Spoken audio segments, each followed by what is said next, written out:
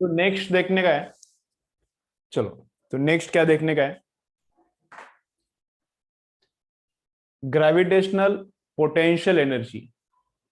अभी gravitational field और gravitational potential भी मैंने टीच किया है, लेकिन उसके ऊपर कभी क्वेश्चंस ज्यादा आते ही नहीं। ठीक है, तो वो पार्ट में रिवाइज नहीं कर रहा है, एक्चुअली वो है भी नहीं एनसीईआरटी में इतना। तो ग्रेविटेशनल पोटेंशियल एनर्जी कितना रहता है, तो देखो, तो ग्रेविटेशनल पोटेंशियल एनर्जी कितना रहता है, तो इधर है देखो अर्थ, इधर है देखो अर्थ, और अर्थ के ऊपर यहां पे एक ऑब्जेक्ट है। ठीक है, फर्स्ट पार्ट क्या देख रहे हैं हम लोग, gravitational potential energy, gravitational potential energy. तो यहां पे है अर्थ एंड यहां पे एक ऑब्जेक्ट है।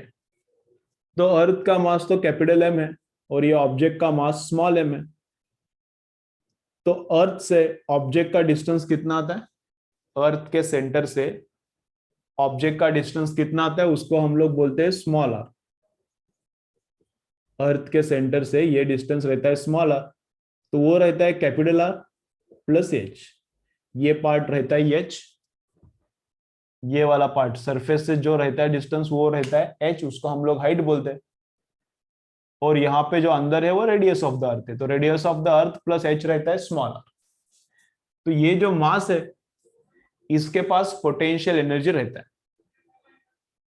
ये जो मास है इसके पास पोटेंशियल एनर्जी रहता है। तो पोटेंशियल एनर्जी हम लोगों ने अब तक क्या यूज किया था कि mgh। पोटेंशियल एनर्जी अब तक हम लोगों ने क्या यूज किया था, 10th में यूज किया होगा और किधर यूज किया होगा, तो mgh अभी भी यूज करते हैं, 11th-12th में भी यूज होता है ये।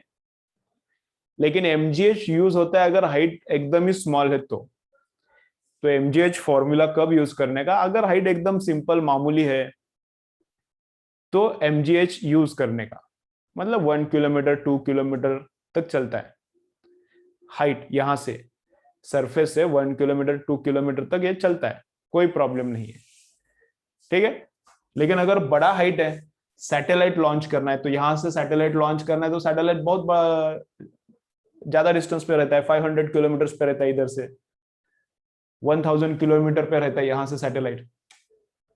तो सैटेलाइट का वगैरह पोटेंशियल एनर्जी निकालना है, ग्रेविटेशनल पोटेंशियल एनर्जी, तो ये फॉर्मूला नहीं चलता है। तो ये कब चलता है, स्मॉलर हाइट्स के लिए, स्मॉलर हाइट्स।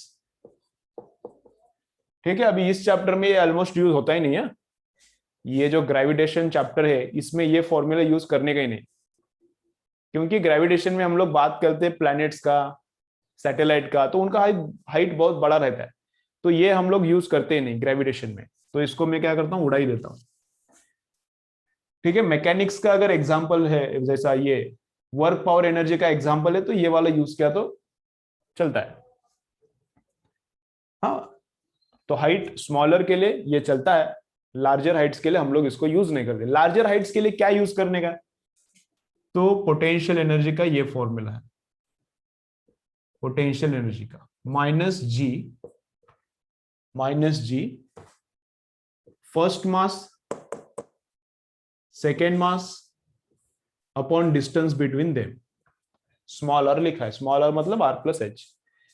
तो इस मास का पोटेंशियल एनर्जी का फॉर्मूला है इतना। ठीक है, चलो इसका यूज कैसा करने का मैं बोलता हूं, इसका यूज एक एग्जांपल में इसका अभी इमीडिएटली बोलता हूं, क्योंकि इसका क्या है, बहुत सारा टाइम इसका एप्लीकेशन करना पड़ता है, डायरेक्ट फॉर्मूला से इसका आंसर नहीं आता है। ये वाला पार्ट तुम लोगों को थोड़ा सा डिफिकल्ट जाएगा, जिन लोगों को ये चैप्टर हुआ नहीं है तो उन लोगों को क्या है, ये वाला पार्ट थोड़ा सा डिफिकल्ट सबको ही जाता है। तो इसका एक एग्जांपल मैं लेता हूं, तो उसका एग्जांपल ये है कि एस्केप वेलोसिटी का कैलकुलेशन। इसका एग्जांपल ये लेता हूं मैं कि एस्केप वेलोसिटी का कैलकुलेशन, तो एस्केप वेलोसिटी का प्रूफ भी मिल जाएगा, और फिर ये ग्रेविटेशनल पोटेंशियल यूज कैसे करने का है वो भी हो जाएगा। ठीक है, तो एका दगडात काय होतील, दोन आंबे पडतील, मग दोन आंबे पाडू आपण। चलो, तो कैसा देखो, कैसा है, ऐसा है। तो अभी यहां पे है अर्थ, यहां पे है अर्थ, और अर्थ के सरफेस के ऊपर है ऑब्जेक्ट। चलो देखो, अभी इसका एग्जांपल बोल रहा हूं, इंपॉर्टेंट है, इसमें बहुत ज्यादा कंफ्यूजन है। तुम लोग सॉल्व करोगे तो ये फॉर्मूला बेस्ड, इसका न्यूमेरिकल सॉल्व होता ही नहीं है, थोड़ा सा दिमाग लगाना ही पड़ता है, तो इसलिए ये क्लियर कर रहा हूं मैं। तो ये अर्थ है, और अर्थ के ऊपर अपना ऑब्जेक्ट है। अब ऑब्जेक्ट को क्या करने का है? ऑब्जेक्ट को क्या करना है? जैसा पेन है, थ्रो किया, ऊपर जाता है, फिर वापस आता है। तो पेन इतना स्पीड से थ्रो करना है, आ गया देखो वापस। तो पेन इतने स्पीड से थ्रो करना है कि पेन जाना ही चाहिए, वापस आना नहीं चाहिए। पेन को इतना स्पीड से थ्रो करना है कि पेन जाना चाहिए ऊपर और वापस आना ही नहीं चाहिए। इसको बोलते हैं एस्केप वेलोसिटी। इसको क्या बोलते हैं? Escape velocity. पेन को इतना स्पीड से फेंकने का कि पेन वापस आना ही नहीं चाहिए। तो जो वेलोसिटी से पेन को फेंकना पड़ेगा, उस वेलोसिटी को बोलते हैं एस्केप वेलोसिटी। तो इस ऑब्जेक्ट को क्या दिया? इस ऑब्जेक्ट को एस्केप वेलोसिटी दिया। इस ऑब्जेक्ट को एस्केप वेलोसिटी दिया, तो ये ऑब्जेक्ट जाता है, जाता है, जाता है, जाता है, जाता है,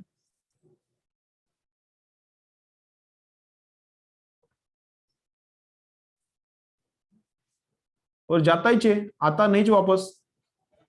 तो ऑब्जेक्ट को फेंक दिया, तो ऑब्जेक्ट एस्केप वेलोसिटी फेंका तो जाता है ऊपर, और वापस आता ही नहीं। तो किधर जाता है?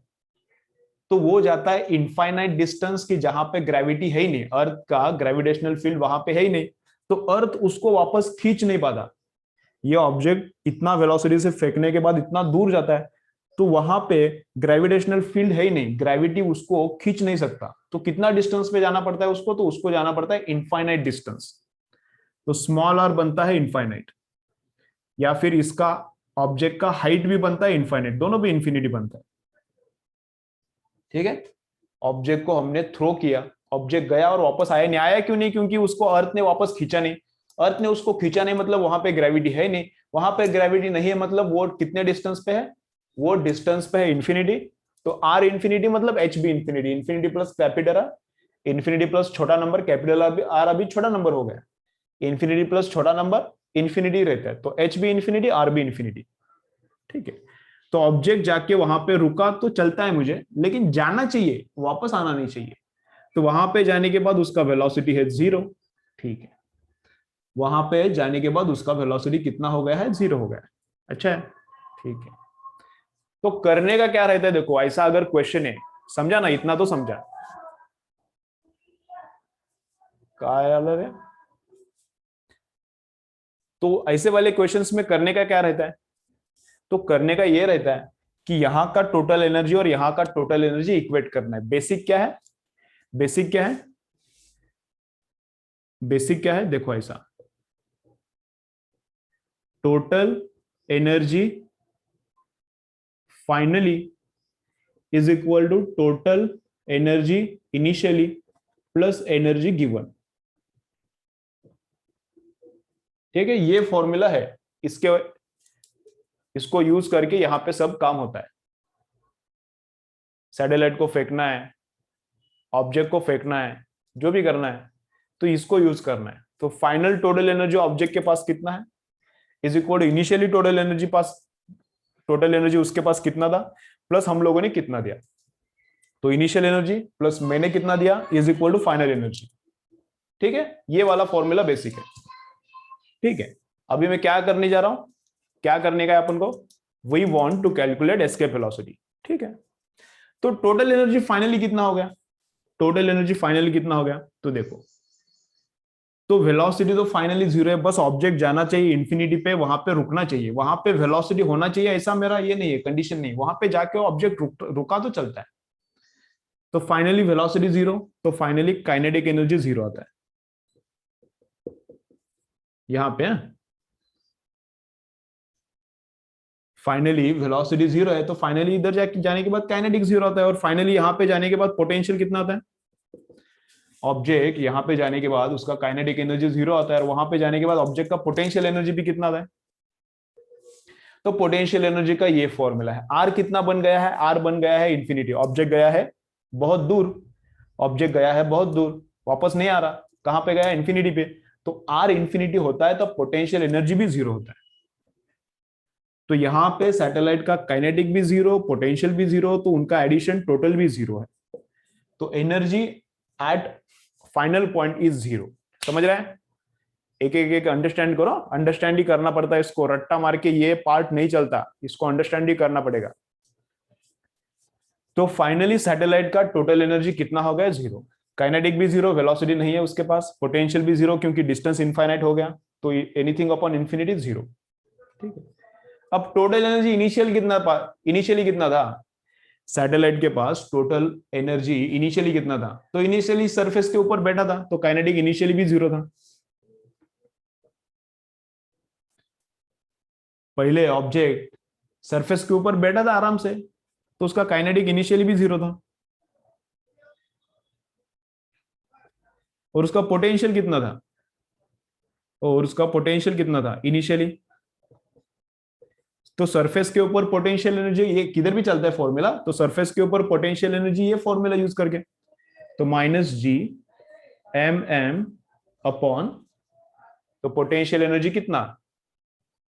-G m upon r. तो सरफेस के ऊपर कितना डिस्टेंस लेने का रहता है? सरफेस के ऊपर स्मॉल आर बनता है कैपिटल आर। अगर ऑब्जेक्ट सरफेस पे है, देखो इधर दिखाता हूं, ऑब्जेक्ट अगर सरफेस पे है, ऑब्जेक्ट अगर सरफेस पे है तो एच जीरो बनता है, हाइट ही नहीं ना उसका। ऑब्जेक्ट अगर सरफेस पे है तो हाइट जीरो है, हाइट जीरो मतलब स्मॉल और कैपिटल आर बन गया, तो स्मॉल आर को मैंने पुट किया है कैपिटल आर। तो ये है पोटेंशियल एनर्जी ऑब्जेक्ट जब इधर था, ये है काइनेटिक एनर्जी जब ऑब्जेक्ट इधर था। ठीक है, तो इनिशियल एनर्जी, इन दोनों का एडिशन इधर लिखता हूं मैं, इनिशियल टोटल एनर्जी इन दोनों का एडिशन इधर लिखता हूं, तो कितना? -G m upon r. तो कितना आता है? तो फाइनली एनर्जी इतना हो गया जीरो, इनिशियल एनर्जी कितना था इन दोनों का एडिशन, प्लस हमने कुछ दिया क्या उसको? हमने उसको कुछ एनर्जी दिया क्या? दिया ना, काइनेटिक एनर्जी दिया ना उसको। उसको हमने वेलोसिटी दिया ना, एस्केप वेलोसिटी फेंका ना ऑब्जेक्ट को, एस्केप वेलोसिटी से फेंक दिया ऐसा, तो गया वो। तो वेलोसिटी दिया v एस्केप, ऑब्जेक्ट को वेलोसिटी दिया v एस्केप, तो उसको काइनेटिक दिया, तो energy given by us, energy given by us कितना है? Half into mass into escape velocity का स्क्वायर। तो इसको सॉल्व करने का, इसको सॉल्व करने का तो क्या आता है देखो, इसको सॉल्व करने का तो ये माइनस आता है इस तरफ, तो हाफ एम वी एस्केप का square is equal to, minus इस तरफ आने के बाद बनता है +G m अपॉन आर। ठीक है, तो इधर का स्मॉल m उधर का स्मॉल m कैंसल, यहां का 2 इधर ऊपर आता है मल्टीप्लीकेशन में, तो ये v एस्केप का स्क्वायर आ गया, तो इसका रूट लिया, तो एस्केप वेलोसिटी मिलता ही है। तो ये है एस्केप वेलोसिटी का फॉर्मूला।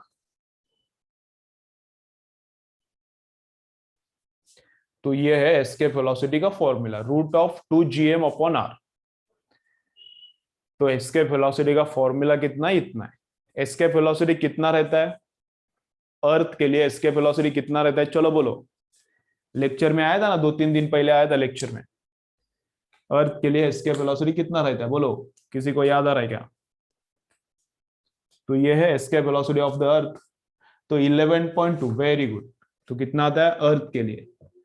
11.2 किलोमीटर पर सेकेंड रहता है, पर आवर नहीं, पर आवर मतलब अपना वॉकिंग का स्पीड रहता है, 11.2 किलोमीटर पर आवर अपना वॉकिंग का स्पीड रहता है, पर सेकेंड है वो। तो 11.2 किलोमीटर पर सेकेंड अर्थ के लिए। और मून के लिए कितना रहता है? मून के लिए भी वैल्यू कितना है? अपना डिस्कशन में आया था 2-3 दिन पहले, मून के लिए कितना रहता है वैल्यू? मून के लिए कितना रहता है? तो मून के लिए वैल्यू रहता है 2.8 रहता है या 2.38 रहता है? कितना रहता है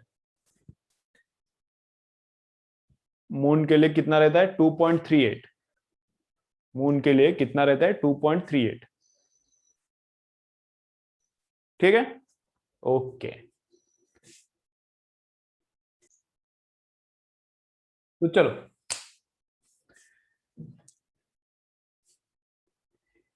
तो ये है एस्केप वेलोसिटी का कैलकुलेशन। तो ये क्या है, एस्केप वेलोसिटी का कैलकुलेशन। तो ये है escape velocity from the surface. ये एस्केप वेलोसिटी है फ्रॉम द सरफेस। तो किसके लिए फॉर्मूला चलता है ये? तो ये फॉर्मूला ऑल एनी प्लेनेट के लिए चलता है। अर्थ के लिए भी चलता है। तो अर्थ का मास डालो, अर्थ का रेडियस, तो अर्थ का एस्केप वेलोसिटी मिल जाएगा। मून का एस्केप वेलोसिटी निकालना है तो मून का मास डालो, मून का रेडियस डालो, मून का एस्केप वेलोसिटी मिल जाएगा। अगर इस वेलोसिटी से, अर्थ का है ये एस्केप वेलोसिटी, ये अर्थ का है, इस वेलोसिटी से किसी भी ऑब्जेक्ट को थ्रो किया अर्थ के ऊपर से, इस वेलोसिटी से किसी भी ऑब्जेक्ट को थ्रो किया अर्थ के ऊपर से, तो वो क्या हो जाएगा, अर्थ को छोड़ के जाएगा, वापस आएगा नहीं। जैसे पेन देखो, अभी गया ऊपर, वापस आ गया। इतना वेलोसिटी से पेन को फेंक दिया तो जाएगा और वापस आएगा ही नहीं। ठीक है, कैसा फेंकना पड़ेगा?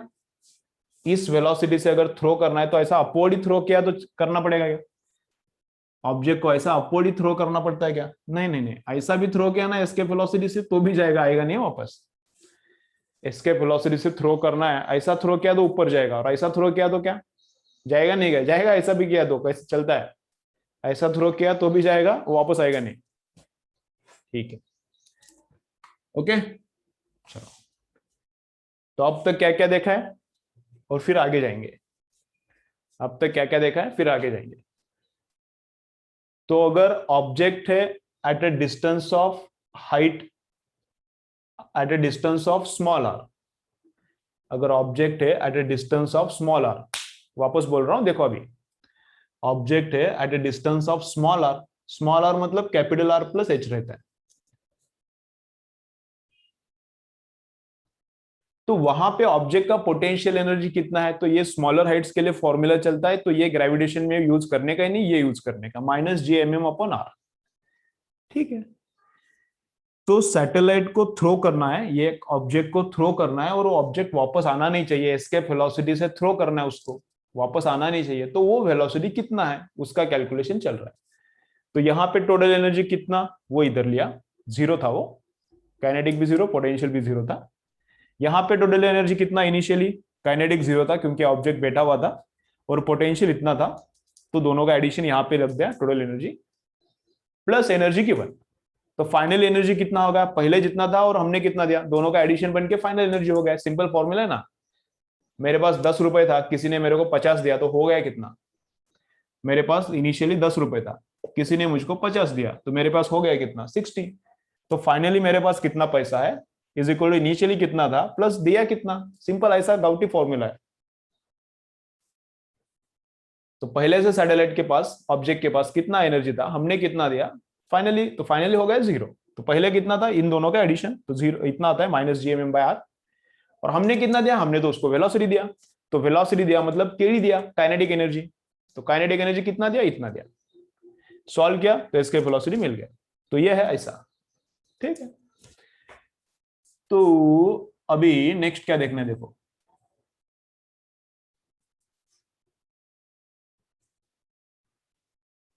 तो इसके वेलोसिटी हो गया। तो उसके बाद आता है केपलर्स लॉ। केपलर्स लॉ एकदम सिंपल है। तो Kepler's first law, Kepler's first law क्या रहता है, कुछ याद आता है?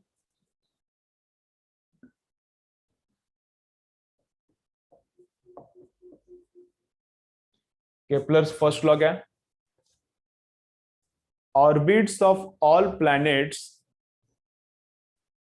Orbits of all planets are elliptical and sun is at one of the foci. Sun किधर बैठा है, वन, एक फोकस पे बैठा है। ठीक है, okay. Kepler second law, Kepler second law क्या बोलता है, एरियल वेलोसिटी, एरियल वेलोसिटी क्या रहता है, कांस्टेंट रहता है। केपलर्स सेकेंड लॉ क्या रहता है, तो केपलर सेकेंड लॉ रहता है एरियल वेलोसिटी कांस्टेंट रहता है। किसका एरियल वेलोसिटी, एरियल मतलब एरिया वाला वेलोसिटी।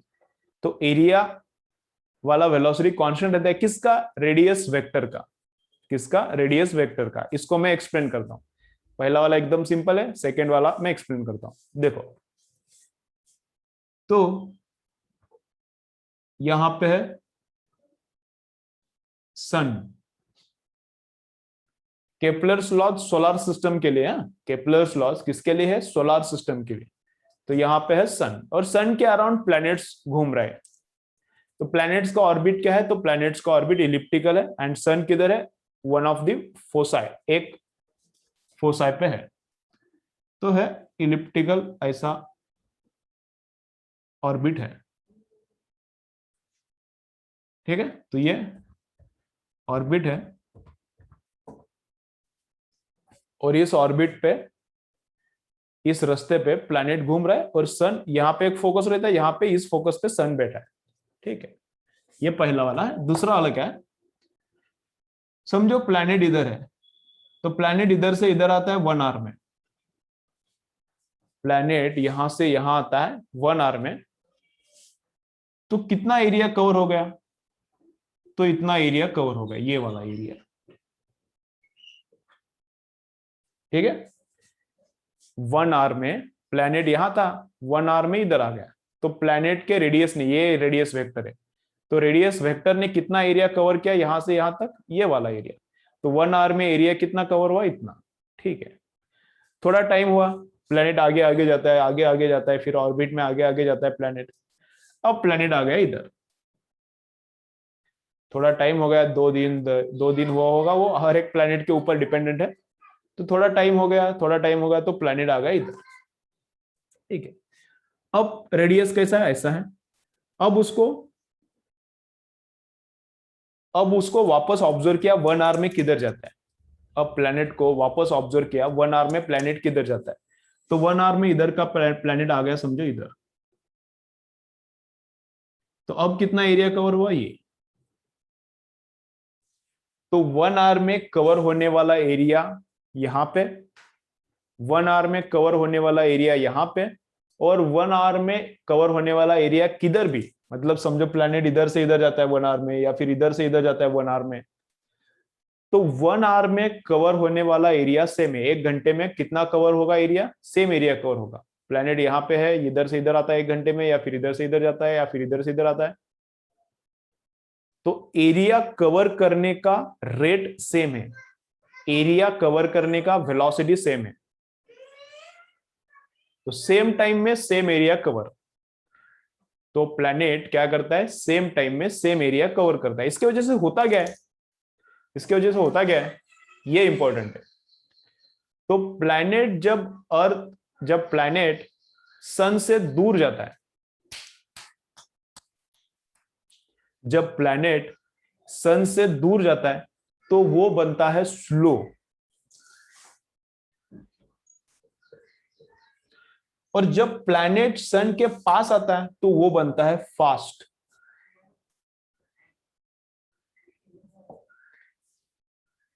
तो प्लैनेट घूमता कैसा है सन के अराउंड? ये बिकॉज ऑफ सेकेंड केपलर ये एक्सप्लेन करता है। तो प्लैनेट देखो इधर रहता है स्लो, फिर इधर होता है फास्ट, इधर होता है स्लो प्लैनेट, फिर इधर होता है फास्ट, इधर होता है स्लो, फास्ट, स्लो, समझ रहे? तो प्लैनेट जब सन से दूर जाता है उसका स्पीड कम होता है, प्लैनेट जब सन के पास होता है उसका स्पीड बढ़ता है। इसका और एक एक्सप्लेनेशन है, ये एक्सप्लेनेशन नहीं है, ये जो ऑब्जर्वेशन है वो बताया है केपलर ने। इसका एक्सप्लेनेशन क्या है? Conservation of angular momentum. Kepler के सेकेंड लॉ का एक्सप्लेनेशन क्या है? Conservation of angular momentum. ये होने वाला है रोटेशनल मोशन चैप्टर में, ये होने वाला है रोटेशनल मोशन चैप्टर में। इसका प्रूफ क्या है? केपलर ने प्रूफ नहीं दिया था, केपलर ने थ्योरेटिकल प्रूफ नहीं दिया था, केपलर ने बोला था ऐसा होता है। क्यों होता है उसको कुछ पता नहीं था, उसने बस बोला हाँ एरियल वेलोसिटी कांस्टेंट रहता है। उसका रीजन है क्या है? Conservation of angular momentum. वो अपने को है रोटेशनल मोशन चैप्टर में है, लेकिन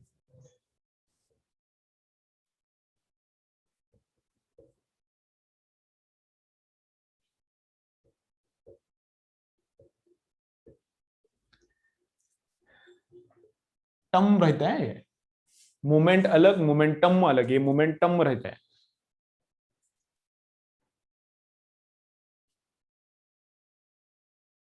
ठीक है, ओके, करेक्ट है। वेलोसिटी इधर बढ़ता है, वेलोसिटी इधर कम होता है। देन फाइनल है Kepler's third law. Then final है केपलर्स थर्ड लॉ। बोलो किसी को याद आता है केपलर्स थर्ड लॉ? बोलो क्या है, चलो कमेंट करो, किसी को याद आता है क्या? बोलो केपलर्स थर्ड लॉ क्या है?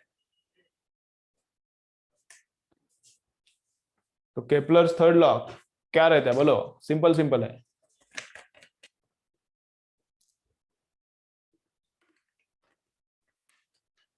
करेक्ट है। तो केपलर्स थर्ड लॉ क्या रहता है?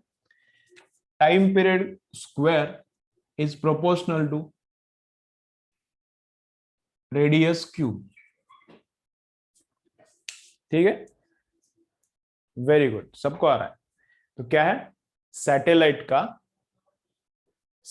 का एक फुल रिवॉल्यूशन करने के लिए कितना टाइम लगता है?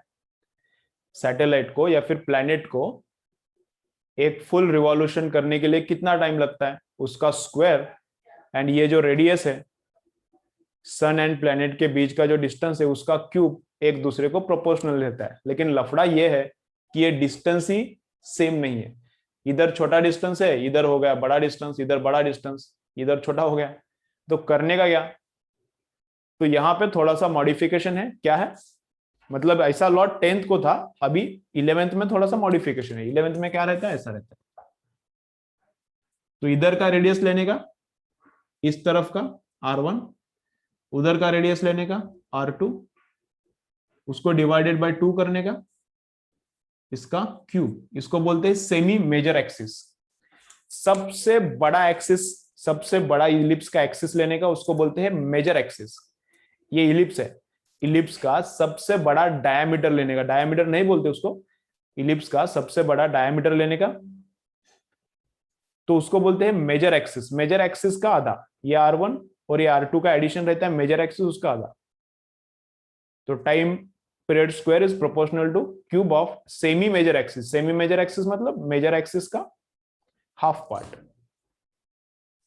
ठीक है, ओके।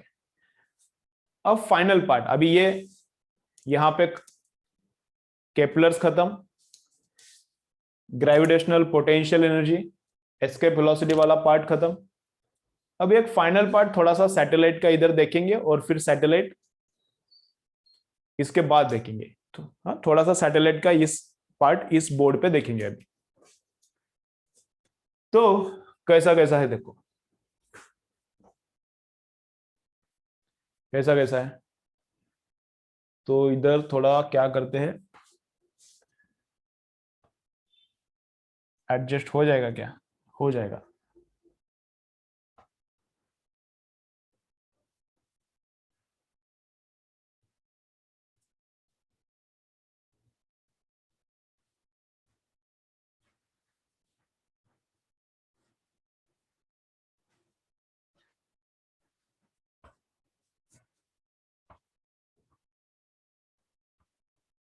ठीक, चलो। तो देखो क्या है, तो अभी क्या करना है? सैटेलाइट को लॉन्च करना है। अर्थ पे आ गए हम लोग। ओके, अभी क्या करने का है? सैटेलाइट को लॉन्च करना है। कहां से? अभी अर्थ के ऊपर से सैटेलाइट को लॉन्च करना है। तो नंबर 1 काम, ये है अर्थ, ये है अर्थ, ये है अर्थ। अर्थ के ऊपर रॉकेट लगा दिया, अर्थ के ऊपर रॉकेट लगा दिया ऐसा। रॉकेट के इधर ऊपर रहता है सैटेलाइट, रॉकेट लगा दिया, रॉकेट के ऊपर इधर सैटेलाइट है। एंड रॉकेट को नीचे से गाड़ी का डब्बी लगाने का। हाँ, रॉकेट को नीचे से ऐसा फस फायर लगाने का। तो रॉकेट फस करते हुए ऊपर जाएगा। तो रॉकेट गया ऊपर, ठीक है। अब रॉकेट ऊपर जाने के बाद उसको एक हॉरिजॉन्टल वेलोसिटी भी देना पड़ता है सैटेलाइट को। सैटेलाइट को एक हॉरिजॉन्टल वेलोसिटी देना पड़ता है। तो रॉकेट का सेकेंड स्टेज, फर्स्ट स्टेज इधर से इधर लेके जाता है, रॉकेट का फर्स्ट स्टेज यहां से यहां लेके जाता है सैटेलाइट को, और फिर सेकेंड स्टेज उसको क्या करता है? ऐसा एक हॉरिजॉन्टल वेलोसिटी देता है। तो ये हॉरिजॉन्टल वेलोसिटी कितना है? ये सैटेलाइट को ऊपर उठाने का और ऐसा हॉरिजॉन्टल वेलोसिटी देने का, ये काम करता है रॉकेट। तो ये सैटेलाइट का हॉरिजॉन्टल वेलोसिटी कैसा है उसके ऊपर डिपेंड करता है, सैटेलाइट का पाथ। ठीक है, तो समझो अगर ये वेलोसिटी एग्जैक्टली क्रिटिकल वेलोसिटी है, क्रिटिकल वेलोसिटी कितना निकालने का है, तो ये सैटेलाइट को जो हॉरिजॉन्टल वेलोसिटी दिया है वो एग्जैक्टली क्रिटिकल वेलोसिटी है। क्रिटिकल वेलोसिटी का कैलकुलेशन करना है, ये बोर्ड होने के बाद, ये पार्ट होने के बाद नेक्स्ट पार्ट में करने का है वो, उसका भी मैं डेरिवेशन देता हूं। तो अगर इसको बराबर क्रिटिकल वेलोसिटी दिया, उसको ऑर्बिटल वेलोसिटी भी बोलते हैं, कुछ बुक्स में ऑर्बिटल वेलोसिटी भी बोला है VO, और कुछ बुक्स में क्रिटिकल भी बोला है।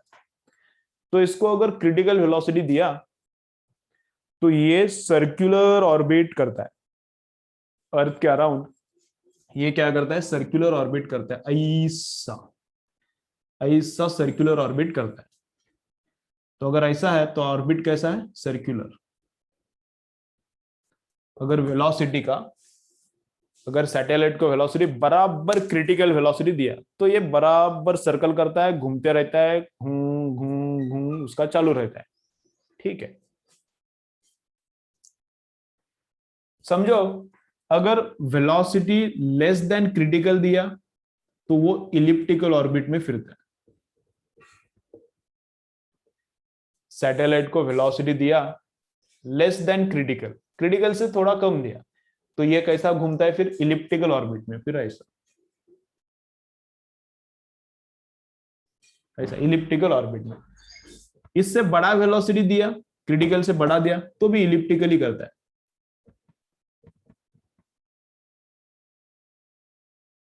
अगर इसको एस्केप वेलोसिटी दिया तो एस्केप वेलोसिटी क्रिटिकल से बड़ा रहता है, एस्केप वेलोसिटी क्रिटिकल वेलोसिटी से बड़ा रहता है। कितना बड़ा रहता है, √2 टाइम्स रहता है, √2 टाइम्स। एस्केप वेलोसिटी में √2 आता है, एस्केप वेलोसिटी में 2 आता है, इधर से 2 निकाल दिया तो ये बनता है ऑर्बिटल वेलोसिटी, क्रिटिकल वेलोसिटी। इसका डेरिवेशन करेंगे क्रिटिकल वेलोसिटी का बाद में। तो अगर सैटेलाइट को एस्केप वेलोसिटी दे दिया,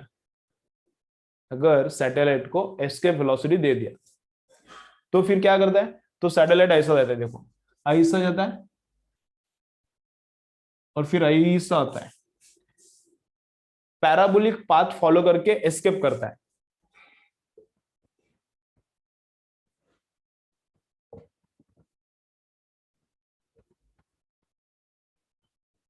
ठीक है, इसको अगर एस्केप वेलोसिटी दिया बराबर तो ये ऐसा जाता है, ऐसा जाता है, ऐसा आता है, ऐसा जाता है।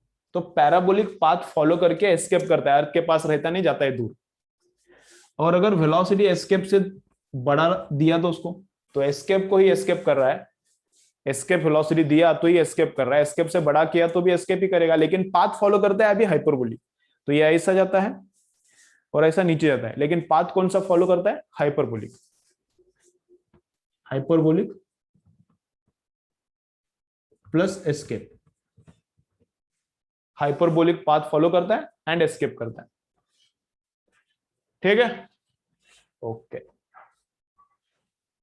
चलो इतना एक बार एकदम शांत रीड करो हर एक फॉर्मूला, ये जो भी बोर्ड पे है हर एक फॉर्मूला एकदम शांत रीड करो, स्क्रीनशॉट ले लो इसका।